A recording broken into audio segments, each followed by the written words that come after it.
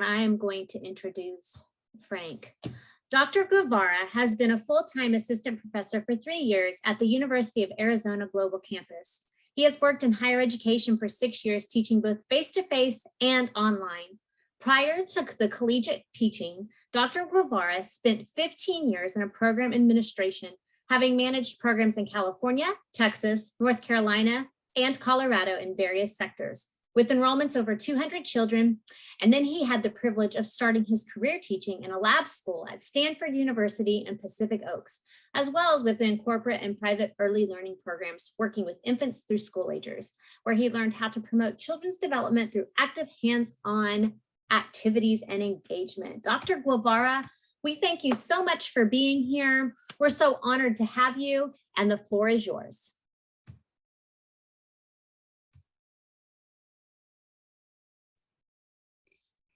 Thank you so much, Dr. Shipley, and welcome to everyone who's joining us today. As Dr. Shipley mentioned, I had the distinct privilege of working at Bing Nursery School, which is the laboratory program at Stanford University, during my undergraduate education. And there, woodworking was a weekly occurrence in our preschool programs.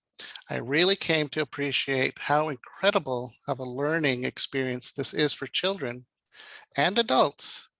So I hope to share with you some insights from my personal experiences, as well as a variety of online resources on this topic. Now, feel free to take notes, but at the end of this webinar, we'll post a handout that contains all the resources that are cited today, so you can explore them further at your leisure. Okay, let's get going.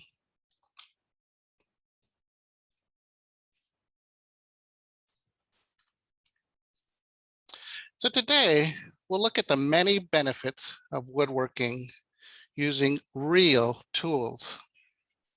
Much like there are stages of drawing and block building, a few authors have proposed stages of woodworking, and we'll discuss these. Next, we'll look into the practical aspects of introducing tools, planning for safety, and end with recommendations for setup and materials, as well as some extension and alternative activities for those who want to start with some baby steps. Now, let me warn you, the next slide might be a little harrowing, but often when people hear woodworking, real tools, and children, this is the type of image that flashes through their mind. And make no mistake that safety should always be your #1 consideration when working with children, whether it's on the playground, using scissors, cooking, and definitely woodworking.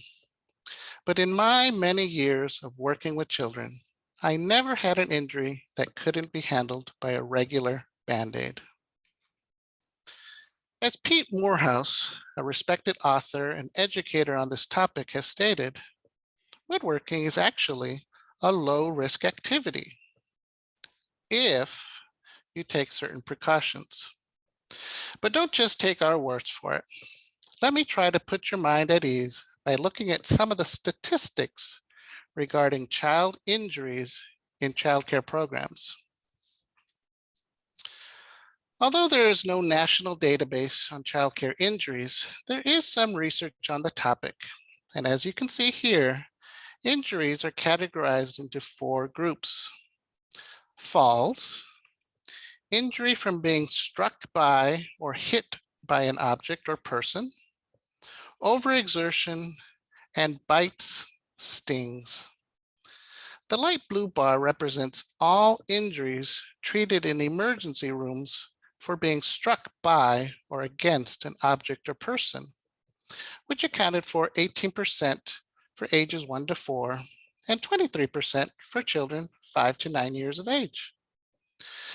Now keep in mind that this could be from being hit by a shovel, a wooden block, or some other cause. So the percent strictly from woodworking is much lower. I ask you to take a moment and think about whether any of you would hesitate from sending children outside to play on a climbing structure? Probably not. But as we see here, injuries from falls comprise about 40% of ER visits in childcare. So it's good to put our sensitivities of risk to injury into perspective. But let me reiterate that anytime children are using tools, whether it's a hammer, scissors, stapler, or a garden spade, it's important that safety protocols be followed and for teachers to be actively supervising these activities. Let's look at all the wonderful benefits of using real tools. The most obvious benefits relate to motor development. It takes a lot of fine motor control to hold a nail still while trying to hammer it into a piece of wood. Those same pincer grasp muscles will aid in later writing skill development. And wielding a hammer to hit that nail requires the coordination of several large muscle groups, including the triceps, biceps, wrist, and hand muscles. Not only that, but consider the amount of eye-hand coordination required. I'm sure many of you have seen a child focus all of their energies just to cut on a line, oh so slowly. So think of the eye-hand-arm coordination needed to swing a hammer and actually hit a nail on its head. Moreover, it takes neuromuscular control, which is the ability to regulate the amount of force needed to achieve a specific outcome. If we hit the nail too softly, it may just fall over. If we hit it too hard, you might have a pinched finger. Children learn to modulate the amount of force they exert when using real tools because their actions have concrete outcomes. If a child is using a hand drill, that requires a bike pedaling motion while keeping the top steady, all the time while watching and monitoring the hole that's being dug. It's quite complicated, sort of like tapping your head while rubbing your belly. And those movements are different from the back and forth movement required to saw through a piece of wood while remaining balanced in an upright position. But let's take a look at some of the many cognitive benefits. We learn about shape and size. We can practice measurement and explore scale. Children learn about one-to-one correspondence as well as cause and effect, as each movement of the saw results in a deeper and deeper groove until that one piece of wood splits into two. Consider the amount of problem solving that was required to execute this creation. Woodworking requires children to define the task, make a plan of action, decide how to proceed, refine their plan, and respond accordingly as their work evolves. It's all the goals of STEAM education wrapped up into one beautiful activity. As children gain more agility with woodworking, we see them begin to use divergent thinking and drift into expressive art and original creation. Woodworking provides children with affordances to realize their inner dreams and desires. It's the same creative process we observe in block building, Play-Doh or clay work, and in the art center. As Deborah Pierce reminds us, children's natural tendency is to make, and woodworking gives children a blank canvas. There are ample social and emotional benefits as well. Focus, persistence, feeling powerful. Recall that scene from the movie Castaway when Tom Hanks' character celebrates by shouting out, "I have made fire." The act of creation is so rewarding to the sense of self. Woodworking gives children that power to make and the power to break. Woodworking is risky. There's an aura of excitement about doing it, especially with real tools, you know, the kind that adults get to use. But there's also social modeling, such that the onlooker, the little girl on the left, soon becomes the doer. It provides children opportunities to gain confidence as they see their efforts yield the results they hoped for. But it also teaches children about responsibility, respect for materials, and respect for others. Sharing and teamwork are required, both of which promote self-control and self-regulation. And for those kinesthetic learners, woodworking provides a unique sensory experience through the smell and feel of wood. Freshly cut pine is a magical experience.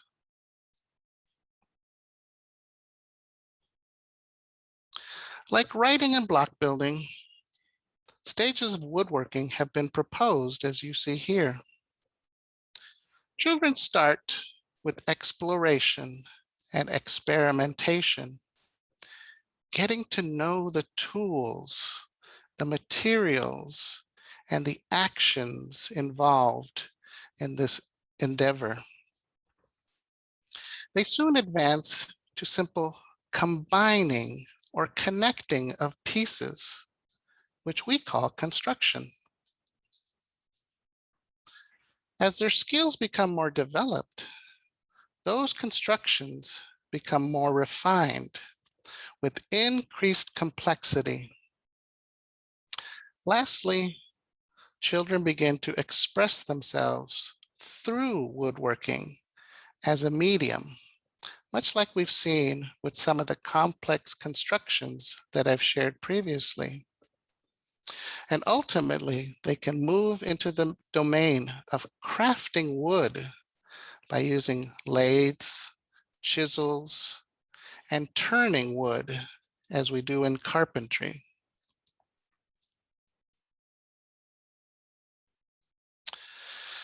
Introducing tools is of particular importance for those programs who do not have a woodworking component to their curriculum currently.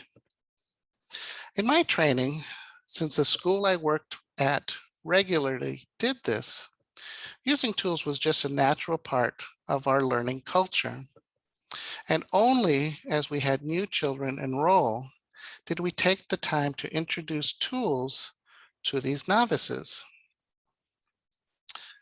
But there's so much to be learned about each tool that it could be the focus of a unit of study completely separate from woodworking.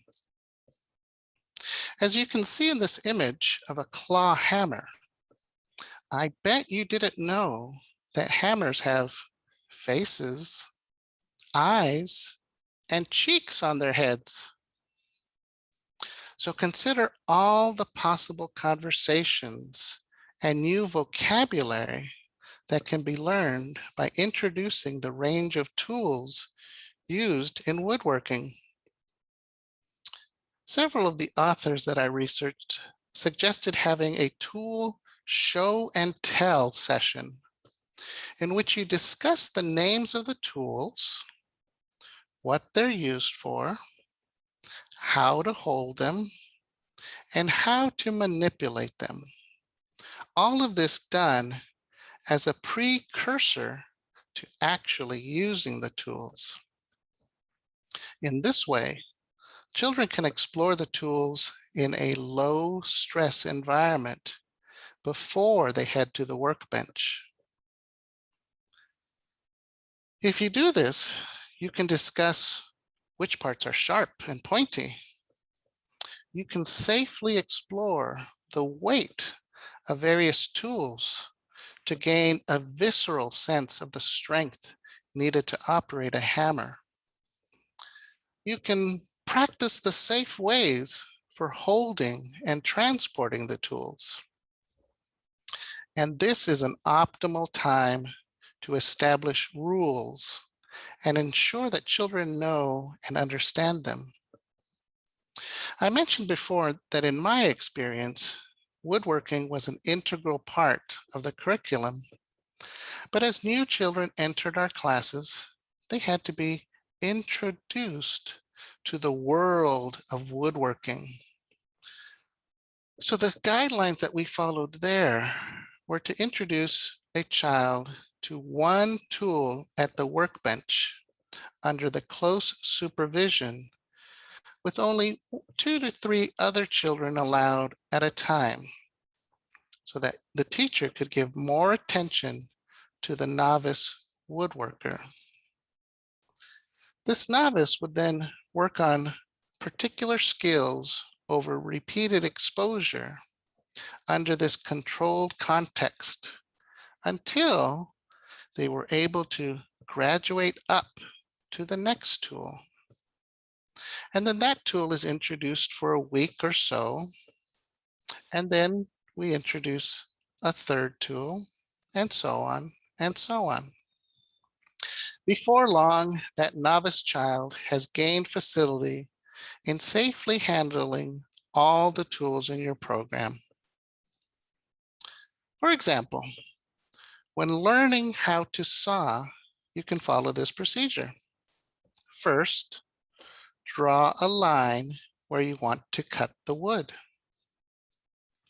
Next, guide the child to place the saw on the mark as close to the handle as possible.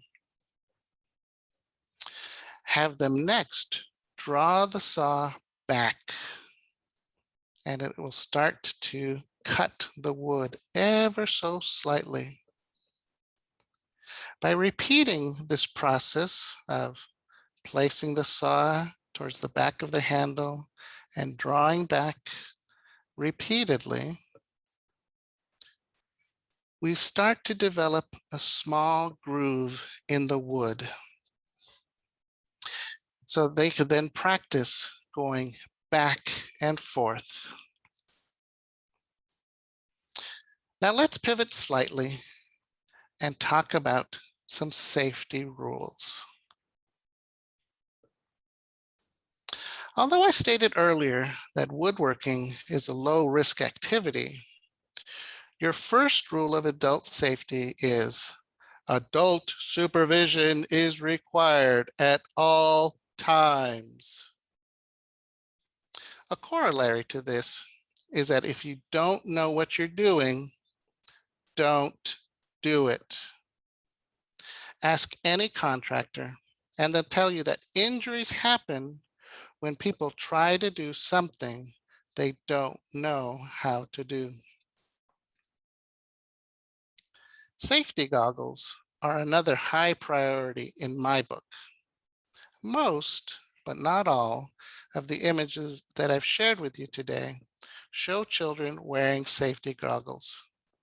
But it's something that I would strongly advise you to integrate into your safety protocols. On the handout that you'll receive at the end of this presentation, there are links for recommended supplies. And one of the first items on the list are safety goggles. I found this 24 count of safety goggles on Amazon for $24. At $1 a piece, it's a great investment for peace of mind.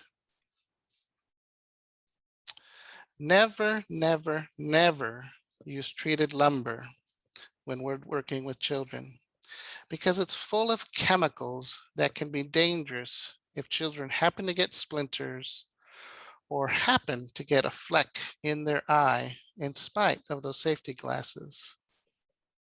And although there's a whole rage right now of creating anything and everything out of pallets because they're readily available, there are certain markings that you need to look for to ensure the wood isn't chemically treated.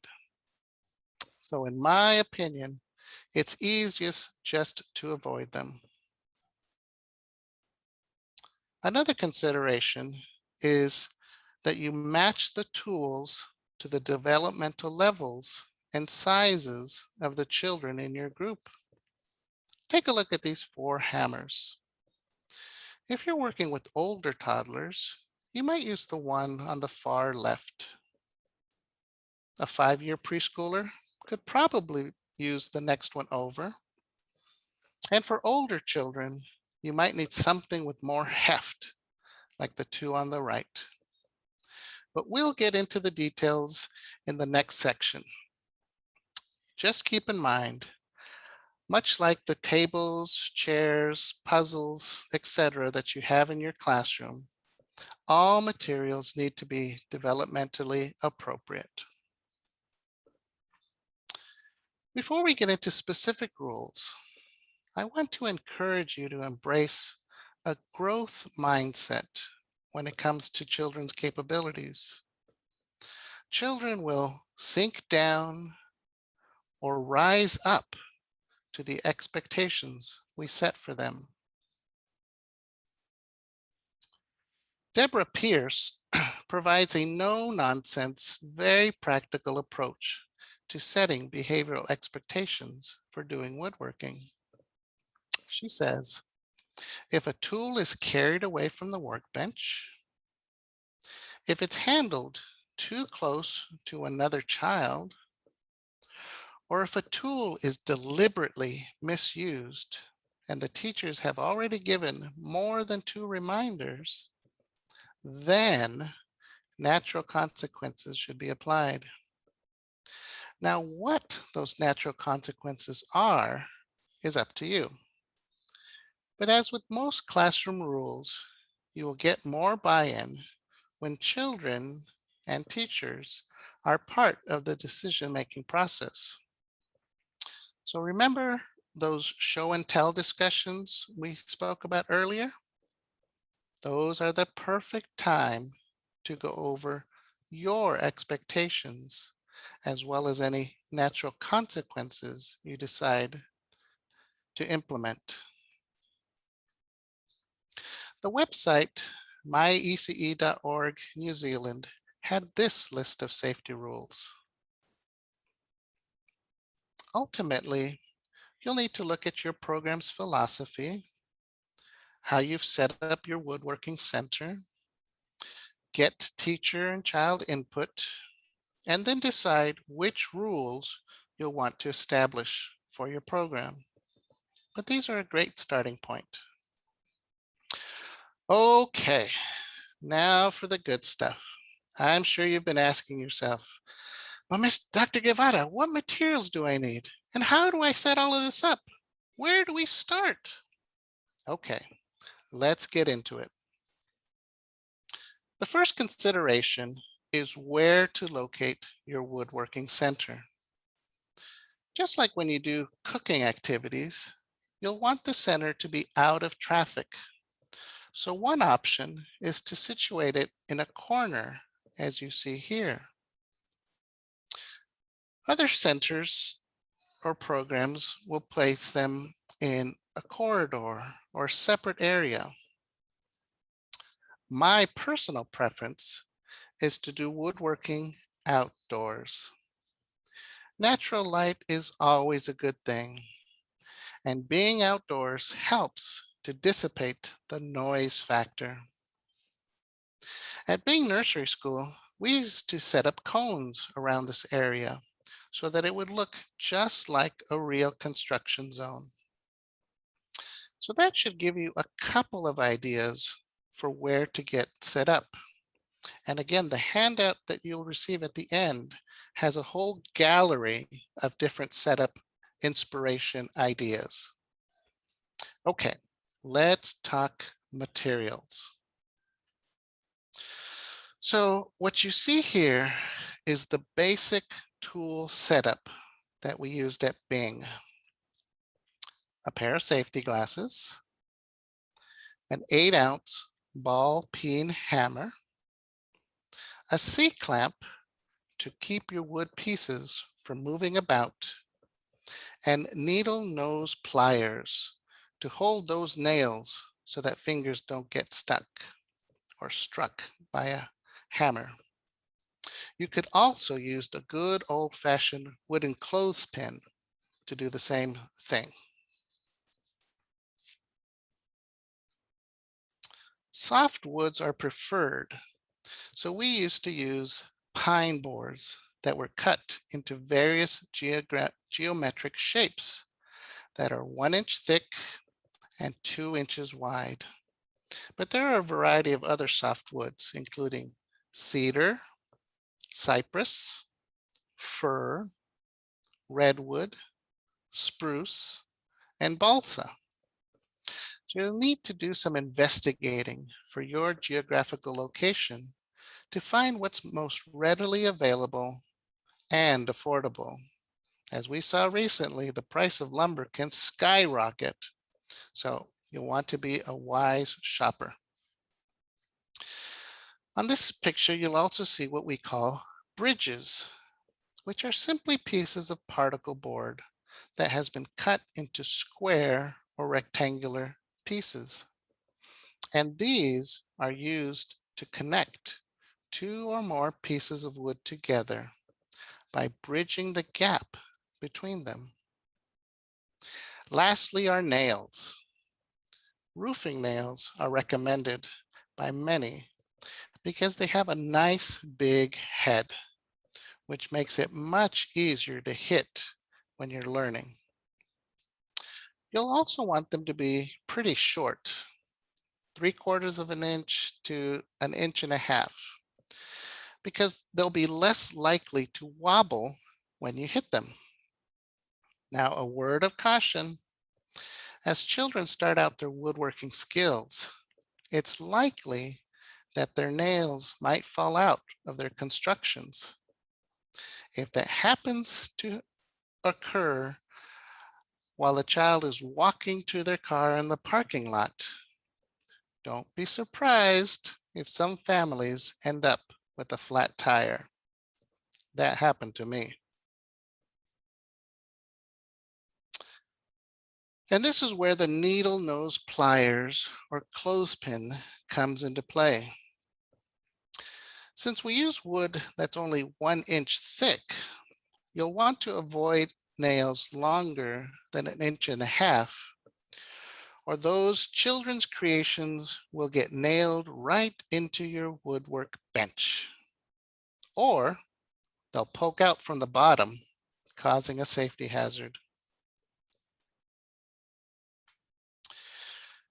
Here's what a traditional setup looks like at Bing Nursery School. 4 stations set up with tools for each individual child, and lots of space in between. In the middle of the table are containers that hold the bridges and both lengths of nails. There's also a couple of plastic bins that have accessories, and we'll talk about those later.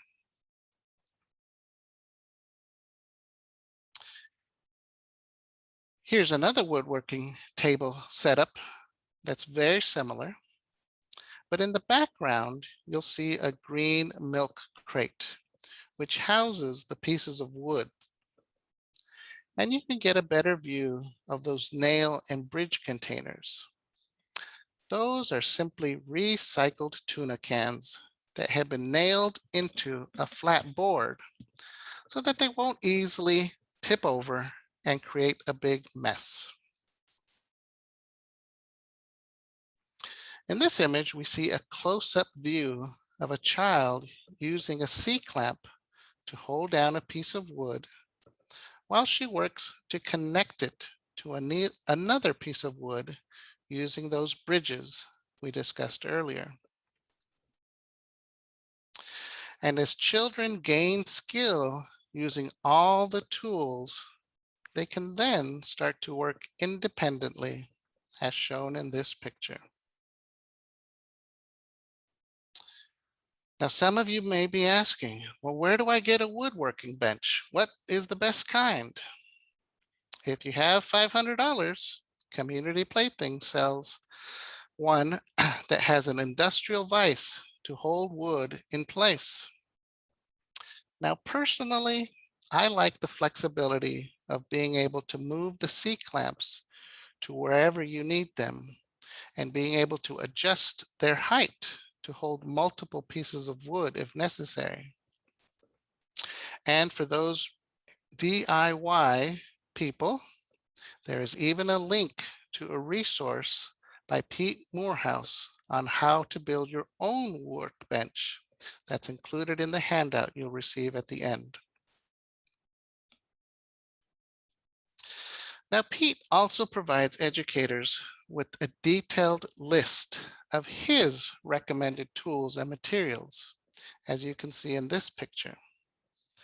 Many of the items are the same as what we used at Bing, but it's worth taking the time to look at some of the different elements in more detail.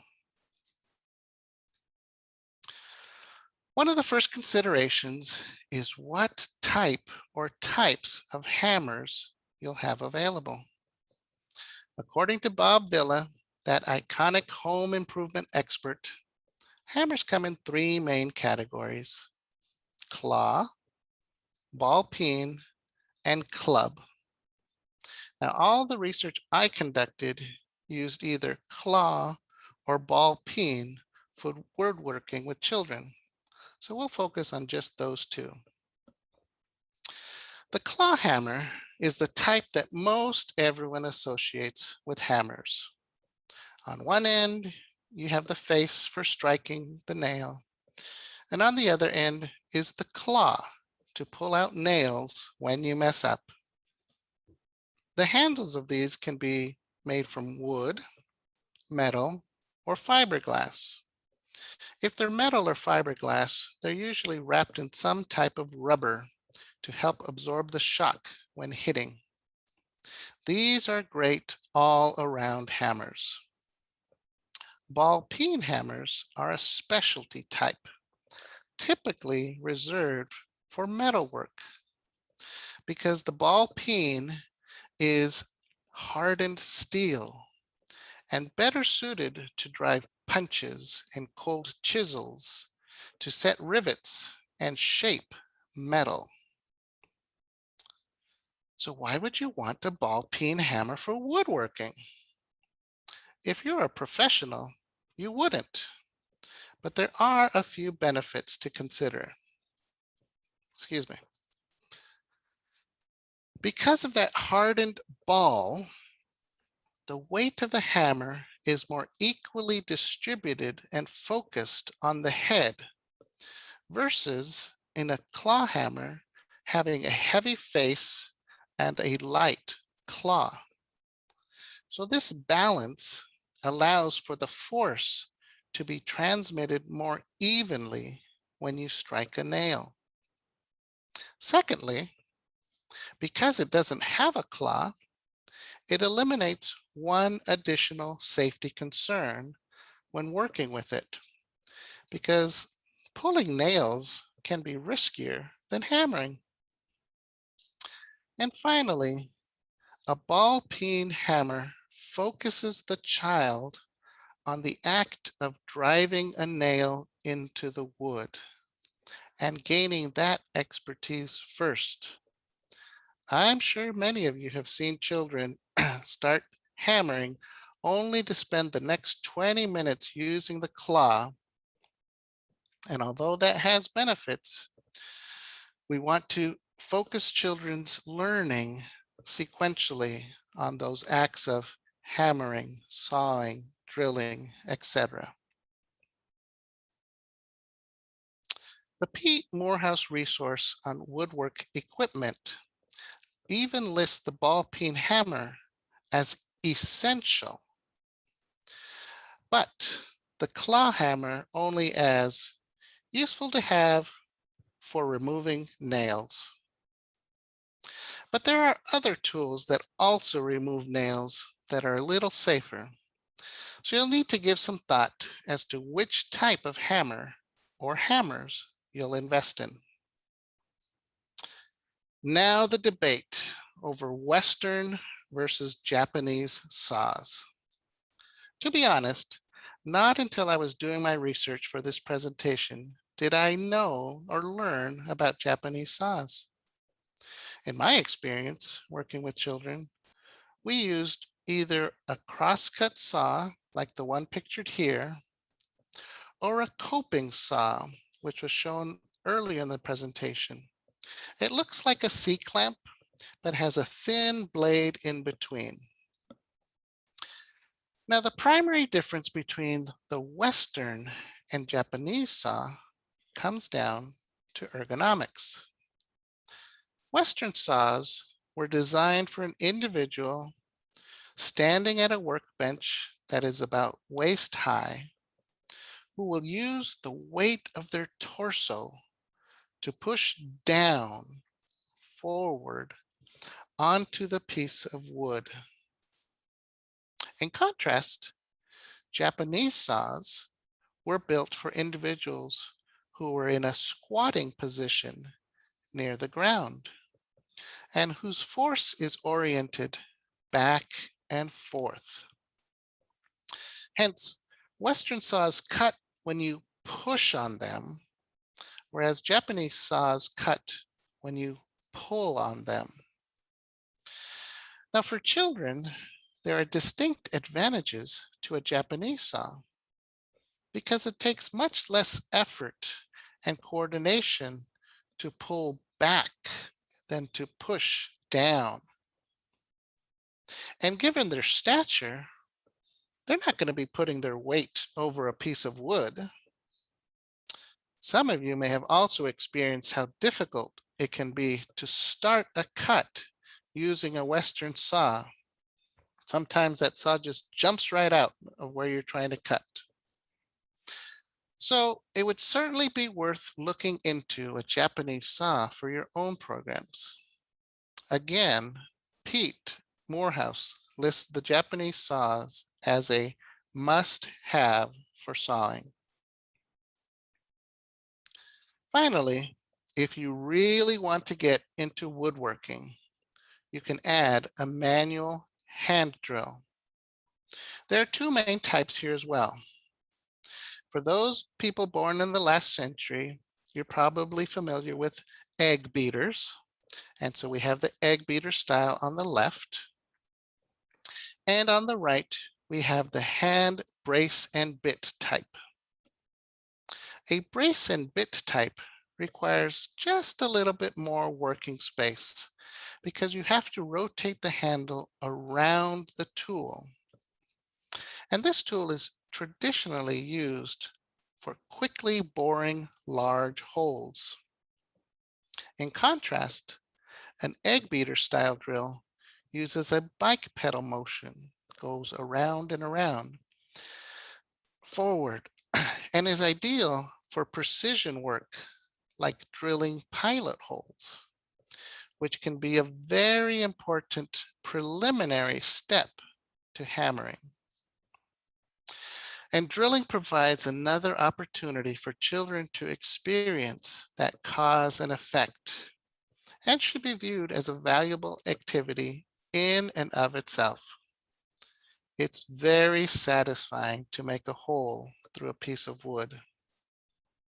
Now, one note of caution is that you might find children drilling through the piece of wood and into your work table if you're not keeping an eye on them.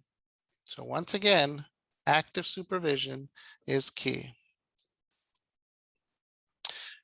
Now let's wrap up by talking about extension and alternative activities. As children progress through the stages of woodworking we discussed earlier, they'll get to a point where their project is more art than craft. So accessories is something that can really spark their imaginations. Just about anything you'd have in your art center would find a place in woodworking. Rug scraps, wood shapes, lids of any and all sizes, beads, pieces of plastic straws, pipe cleaners, old keys, corks, buttons, CDs, other shapes of woods, paper plates, string, wire, bottle caps, fabric, you name it, and we could probably find a place for it on a woodworking creation.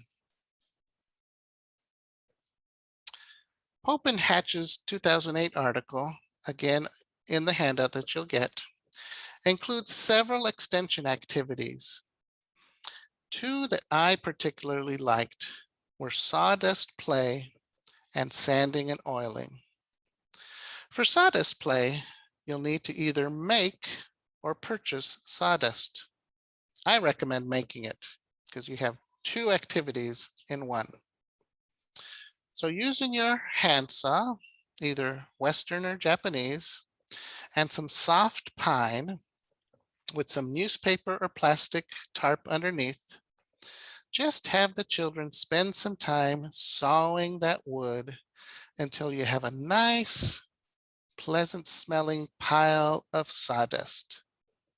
Again, this caters to those kinesthetic learners who appreciate the smell and feel of freshly cut wood. Once you've collected enough sawdust for the number of children doing this activity, pour it out into metal trays or flat bins and let them play with it. They can squeeze it, they can draw in it, or use it to fill containers like you do in your sensory table. If you add some water to it, the consistency changes. You can add it to mud to make firmer mud pies, just like adding straw is used to make bricks. Or add some glue for a whole other experience. Sanding and oiling is another great sensory experience. You'll need some scrap pieces of wood, sandpaper in different grits, mineral oil. They sell food grade types that are non-toxic, some newspaper, and some old clean rags. If you've ever had to oil your wooden cutting board, it's exactly the same process. Show children how different grits of sandpaper yield different results, and then let them see how the oils will bring out the grain of the wood when you rub it in. The more oil, the deeper the colors. If you can get some tree cookies, which are basically tree rounds cut in thin slices that have rings, this is particularly enjoyable. But check out Pape and Hatch's article for more ideas, including some literacy connections and more. Letter hammering was another creative extension activity that I came across, so I thought I'd share this one too. Basically, have the children write out letters on a sheet of construction paper that's then taped down onto a 2x4 board. Then they'll hammer nails along that outline, creating a 3D model of the letter. It sort of reminds me of using sand letters. But maybe you'll want to start with some baby steps, like hammering golf tees into pumpkins. Wooden mallets are best for this type of activity, and it's a lot of fun because you can just pull out the golf tees and start over and over and over. Another option is to hammer into layered cardboard. Simply cut pieces of cardboard into identical shapes and glue them together. Once you have a stack of about 10, you'll be set to let the children use regular nails to attach objects as shown here. It's so much easier than hammering into wood.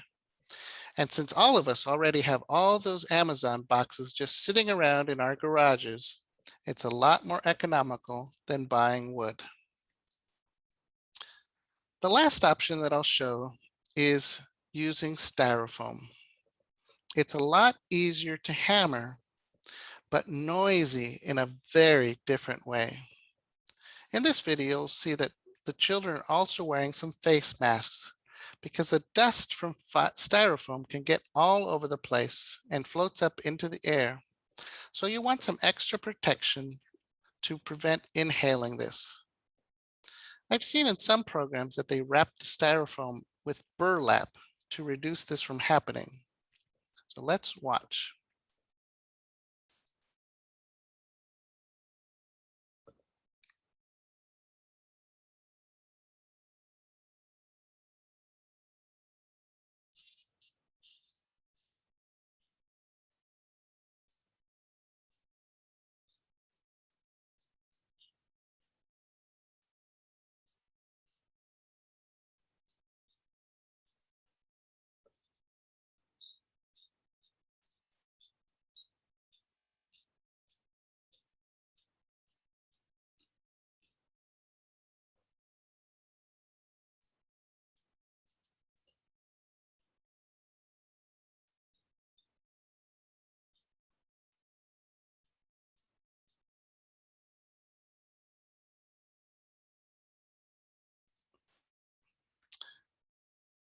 You can also use golf tees with this material as we did with the pumpkins.